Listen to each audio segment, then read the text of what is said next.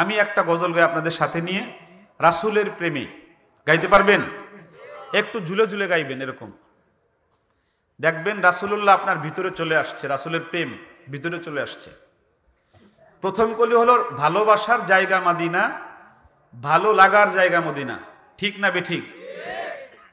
আবার এই পাশ লারি, ঠিক না বেঠিক? এই পাশ ফার্স্ট হয়েছে, মারহাবা, জোরে বলেন মারহাবা। আবারও ফার্স্ট হয়েছে এই পাশ, সত্যি ফার্স্ট হয়েছে, জোরে বলেন মারহাবা। ভালোবাসার জায়গা মদিনা, ভালো লাগার জায়গা মদিনা, ভালোবাসার জায়গা মদিনা, ভালো লাগার জায়গা মদিনা। এস্টেজলারা ফার্স্ট, হুজুররা সত্যি ফার্স্ট হয়েছে।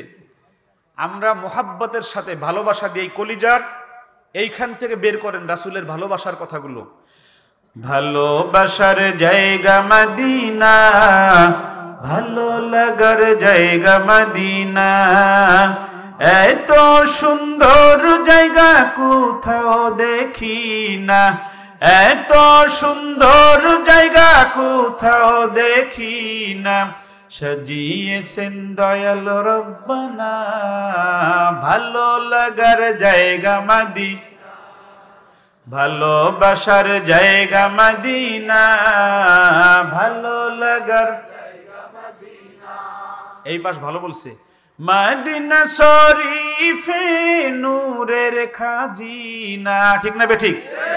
মদিনা শরীফে নূরের খাজিনা, আশিক ছাড়া অন্য বুঝে না, ভালো লাগার জায়গা মদিনা, ভালোবাসার জায়গা মদিনা, ভালো লাগার জায়গা মদিনা।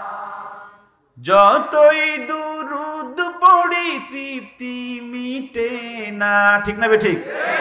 নামাজের মধ্যে দৈনিক কতবার পড়ি, এরপরও দুরুদ শরীফ যদি পড়ি ভালো লাগে না খারাপ লাগে? যতই দুরুদ পড়ি তৃপ্তি মিটে না, সুন্নতে অশান্তি থাকে না, ভালো লাগার জায়গা মদিনা, ভালোবাসার জায়গা মদিনা, ভালো লাগার জায়গা মদিনা।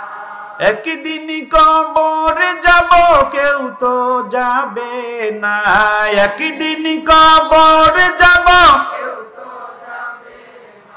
যাবে আমার শাহে মদিনা, ভালো লাগার জায়গা মদিনা, ভালোবাসার জায়গা মদিনা, ভালো লাগার জায়গা মদিনা। আমার জীবনে অনেক বেশি গুনাহ। ঠিক না বেঠিক? আমার জীবনে অনেক বেশি গুনাহ, তাই হাবিবের কদম ছাড়ব না, ভালো লাগার জায়গা মদিনা, ভালোবাসার জায়গা মদিনা, ভালো লাগার জায়গা মদিনা, এত সুন্দর জায়গা কোথাও দেখি না, এত সুন্দর জায়গা কোথাও দেখি না, সাজিয়েছেন দয়াল রব্বানা ভালো লাগার জায়গা মদিনা, ভালোবাসার জায়গা মদিনা, ভালো লাগার জায়গা মদিনা। বলো না ভালোবাসার জায়গা মদিনা, ভালো লাগার জায়গা মদিনা। ঠিক না বেঠিক? আরো জোরে বলতে হবে, ঠিক না বেঠিক? মদিনায় যাইতে চাই কে কে? নারায়ে তাকবীর, নারায়ে তাকবীর, আল্লাহু আকবার। হাত নামান। মদিনায় যাওয়ার একটা আমল বলে দিয়ে যাব, বলবো? এইখানে একজনকে আমি 500 টাকা দেবো, সে খুব ভালো বলেছে, দেব? অনেক ভালো বলেছে। এই যুবকটা আসো, না না আপনার সামনের জন্য, না না ওই যে পাইছি তাকে, আসো। তাকে 500 টাকা হাদিয়া পুরস্কার দিলাম আর কি। কি করো তুমি ভাই?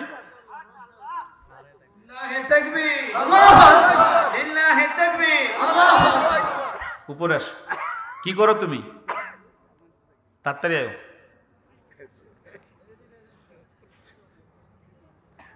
সে এরকম এভাবে গাইছে, বুঝছেন? ভাল লাগছে। রাসূলুল্লাহকে সে দেখতে পারবে ইনশাআল্লাহ। বলেন না ইনশাআল্লাহ? এই পাশে দেশ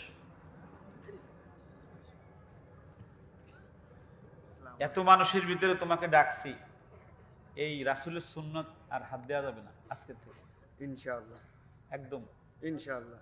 আল্লাহ কবুল করুক, সকলে বলেন আমিন। আল্লাহ তাকে কবুল করুক। দেখেন আজকের এই মাহফিলের শ্রেষ্ঠ অর্জন হবে আমার এই যুবক ভাই রাসূলের সুন্নাত আর হাত দিবে না। বলেন না সুবহানাল্লাহ। তার মধ্যেই ভালোবাসা আমি দেখতে পেরেছি। আল্লাহ যেন তাকে কিয়ামতের দিবসে আমরা যেন একসাথে জান্নাতে যেতে পারি।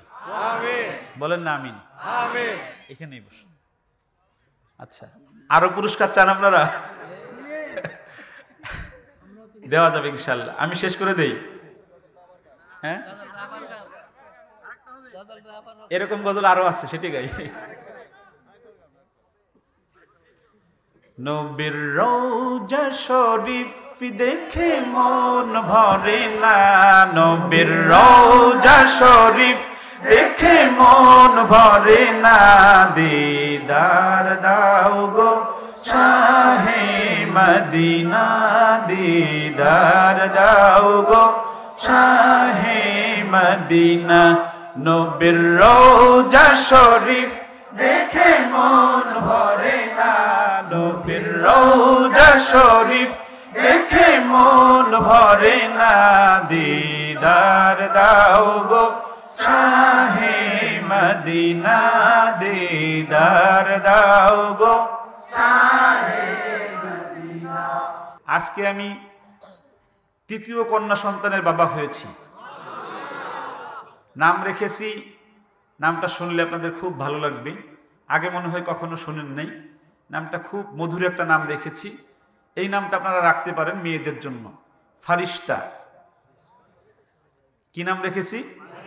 নামটার ভিতরে একটা পবিত্র পবিত্র একটা ভাব আছে, একটা কেমন একটা ঘ্রাণ ঘ্রাণ ভাব, ঠিক না বে ঠিক? কি নাম রেখেছি? ফারিস্তা। আল্লাহ রাব্বুল আলামিন আমার ফারিস্তাকে, আমার হাসপাতালেই থাকার কথা, আপনাদের দাওয়াত রেখেছি তাই এসেছি। আমি মনে করেছি আপনাদের নিয়ে দোয়া করলে আমার ফারিস্তার জীবনটা সুখময় এবং কল্যাণময় হয়ে যাবে।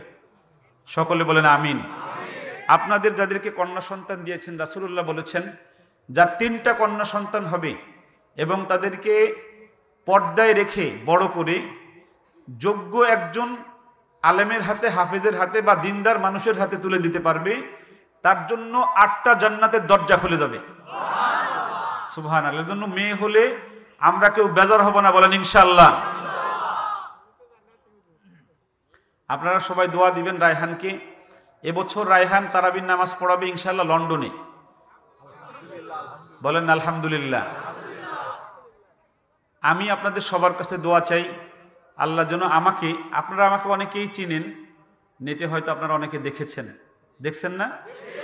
আমি একটা কাজ করি, সেই কাজটা আপনাদেরকেও সাজেস্ট করে যাই। সেটা হলো রাসূলুল্লাহর নির্দেশিত একটা সুপথ, যেই পথে স্বয়ং আল্লাহ রাব্বুল আলামিন আপনার পরিবারে আপনার পাশে এসে থাকবে। সুবহানাল্লাহ। কি বাড়ি যে বলবেন, জোরে বলেন সুবহানাল্লাহ।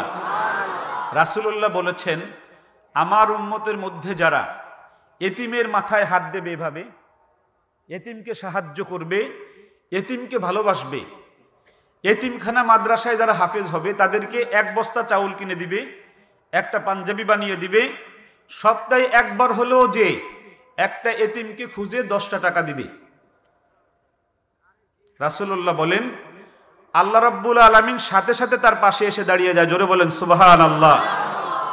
আচ্ছা, আল্লাহ যদি পাশে এসে দাঁড়ায়, এই পৃথিবীর কোনো ক্ষমতা আছে আমার অনিষ্ট করার? আমার না খেয়ে থাকবো, এটা কখনো সম্ভাবনা জাগবে? আরো জোরে বলেন জাগবে? আমি আপনাদের নেক দোয়ায় 250 এতিম, এই রায়হানের নামে একটা মাদ্রাসা করেছি, আর রায়হান ইন্টারন্যাশনাল মাদ্রাসা, নাম শুনছেন না আপনারা? এই মাদ্রাসায় 250 এতিম আমি লালন পালন করি আলহামদুলিল্লাহ। পৃথিবীর কোনো মানুষের কাছে টাকা পয়সা না চেয়ে এমনকি জাকাতের টাকা যদি কেউ জোর করে তাও আমি নেই না। বলেন আল্লাহু আকবার। আমি কেন এটা করি? আজকে হুজুর কালেকশন করেছেন বয়স্ক মাদ্রাসা বা মসজিদের জন্য, আশেপাশে কয়েকটি মাদ্রাসা আছে। আমি কেন এটা করি? এটা একটা, এই সাভারের এই অঞ্চলটায় গরিব মানুষ বেশি বাস করে, গার্মেন্টসের মানুষ, ঠিক না বেঠিক? খেটে খাওয়া মানুষ। এমন মানুষ আছে যার সন্তানকে 200 টাকা বেতন দিয়েও পড়ানো সম্ভব আছে না নাই? জোরে বলেন আছে না নাই? এই সন্তানগুলোকে মানুষ করে, এই সন্তানগুলোকে মানুষের মতো মানুষ করে একটা জায়গায় বাংলাদেশে। সেই জায়গার নাম আপনারা বলতে পারেন? বলতে পারলেন না, দেখছেন? কওমি মাদ্রাসা। জোরে বলেন, আরো জোরে বলেন। এই কওমি মাদ্রাসায় এতিমদেরকে ধরে নিয়ে যায়। আপনার বাড়ি যে বলে যে ভাইজান আপনার ছেলেটাকে দিয়ে দেন, ওর বাবা নাই, এই যে আমি এই মসজিদের ইমাম, আপনার ছেলেকে আমি মানুষের মতো মানুষ করে দেব। চিৎকার মেরে বলেন আল্লাহু আকবার। এই সমাজের, এই জাতির সবচেয়ে বড় দরদি, এই সমাজের এই জাতির সবচেয়ে বড় দরদি কওমি মাদ্রাসার হাফেজ আলেমরা, ঠিক না বেঠিক? আমি গওহরডাঙ্গা মাদ্রাসায় আল্লামা শামসুল হক ফরিদপুরি বলেন রহমাতুল্লাহ আলাইহির মাদ্রাসায় 8 বছর পড়েছি ফ্রিখানায়। ওই সময় যদি আমার কাছে টাকা চাইতো তাহলে আমি কাইয়ুম মোল্লার আর পড়ালেখা হতো না। এই যে আমাকে ফ্রিখানা খাওয়ায়ে আমাকে মানুষ বানিয়েছে, এই কৃতজ্ঞতায় আমি বর্তমানে 250 এতিমকে কোনো টাকা পয়সা ছাড়া পড়াই।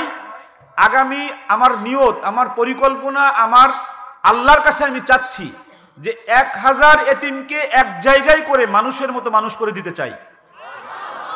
বলেন ইনশাআল্লাহ। এবং আপনাদের বলে দিয়ে যাচ্ছি, এই এলাকায় যদি এরকম কোনো সন্তান থাকে যার মা বাবা 2 জন মারা গেছে, আছে এরকম থাকতে পারে, কেউ নাই তার, আল্লাহকে সাক্ষী রেখে বলছি কোনো ধরনের কোনো টাকা পয়সা লাগবে না, শুধু একটা ফোন দিবেন, আপনার দিয়েও আসতে হবে না। এই রায়হান মিয়ার আমি তার সারা জীবনের দায়িত্ব নেব ইনশাআল্লাহ। তাকে লেখাপড়া করাবো, তাকে মানুষের মতো মানুষ করব, তাকে বিয়ে শাদিও দেবো ইনশাআল্লাহ। মেয়ে হোক ছেলে হোক কোনো সমস্যা নাই। আর যদি পিতামাতার মধ্যে একজন মারা যায়, অর্ধেক বেতন আমার মাদ্রাসায় আমি নেই। যে যাবে আমার কোনো আমি ফেরত দেব না আমি ইনশাআল্লাহ। আপনাদের কাছে আমার দাবি, যদি 2 বেলা খান, 3 বেলা খান, 1 বেলার 1 প্লেট খাবার একজন এতিমকে দিলে কমবে না বাড়বে?